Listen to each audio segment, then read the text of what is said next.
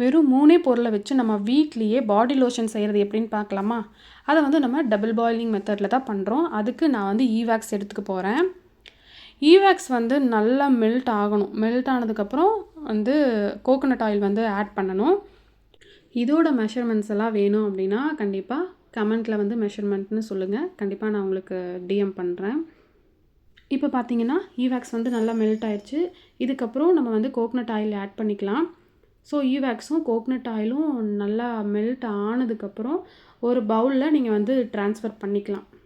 இதில் நான் வந்து வெறும் 3 இன்க்ரீடியன்ட்ஸ் தான் சொல்லியிருக்கேன். கண்டிப்பாக வீட்டில் ட்ரை பண்ணி பாருங்கள். இப்போ நல்லா மெல்ட் ஆயிடுச்சு. அதுக்கப்புறம் நம்ம ஒரு பவுலில் ட்ரான்ஸ்ஃபர் பண்ணிக்கலாம். நல்லா இந்த ஹீட் இருக்கும்போதே நம்ம வந்து இது கூட ஆலோவேரா ஜெல் வந்து ஆட் பண்ணிக்கலாம். உங்கள்கிட்ட வீட்டில் ரிஸ்க் இருக்குது அப்படின்னா அந்த ரிஸ்க்லேயே நீங்கள் வந்து மிக்ஸ் பண்ணிக்கலாம்.